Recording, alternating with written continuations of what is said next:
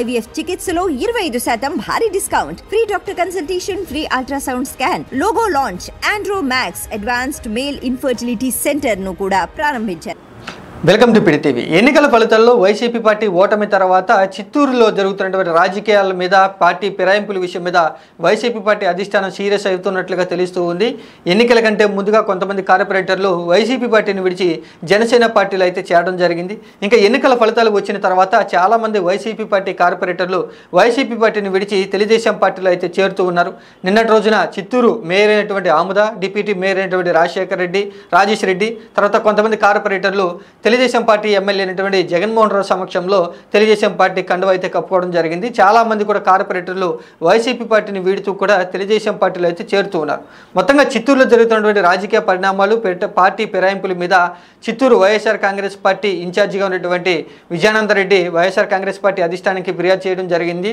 YCP పార్టీలో గెలిచినటువంటి కార్పొరేటర్లంతా కూడా తెలుగుదేశం పార్టీలో చేరుతూ ఉన్నారు, వారి మీద చర్యలు తీసుకోవాలంటూ కూడా ప్రతిపాదించడంతో వైఎస్ఆర్ కాంగ్రెస్ పార్టీ ఆదేశాల మేరకు చిత్తూరు జిల్లా వైఎస్ఆర్ కాంగ్రెస్ పార్టీ అధ్యక్షుడైనటువంటి భరత్తో ఎవరైతే పార్టీ ఫిరాయింపులు చేశారో, వైసీపీ పార్టీని విడిచి వైసీపీ పార్టీలో గెలిచి వైసీపీ పార్టీని విడిచి తెలుగుదేశం పార్టీ, జనసేన పార్టీలు చేరారో వారందరి మీద కూడా సస్పెన్షన్ వేట్ అయితే వేయడం జరిగింది. మొత్తంగా 25 మంది కార్పొరేటర్ల మీద సస్పెన్షన్ వేట్ అయితే వేయడం జరిగింది.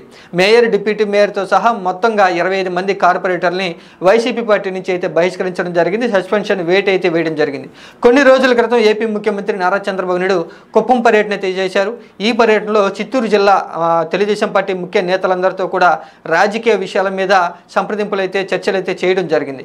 ఎప్పుడైతే చిత్తూరు జిల్లా నాయకులతో చంద్రబాబు నాయుడు సమావేశాన్ని ఏర్పాటు చేశారో అప్పటి నుంచి కూడా పార్టీ ఫిరాయింపులు వైసీపీ పార్టీ నుంచి తెలుగుదేశం పార్టీలకు పెద్ద ఎత్తున కూడా జరుగుతూ ఉన్నాయి. అయితే పార్టీ ఫిరాయింపుల విషయం మీద వైసీపీ పార్టీ అధిష్టానానికి తీవ్ర స్థాయిలో కూడా సమాచారం అయితే వెళ్ళడం జరిగింది. వారందరినీ కూడా సస్పెన్షన్ వేటు వేయాలంటూ కూడా ప్రతిపాదనలు వెళ్ళడంతో వైసీపీ పార్టీ అధిష్టానం వెంటనే రంగంలో దిగుతూ కూడా ఎవరైతే పార్టీ మారారో మేయర్తో సహా డిప్యూటీ మేయర్, కార్పొరేటర్లు అందరి మీద కూడా సస్పెన్షన్ వేటు అయితే వేయడం జరిగింది.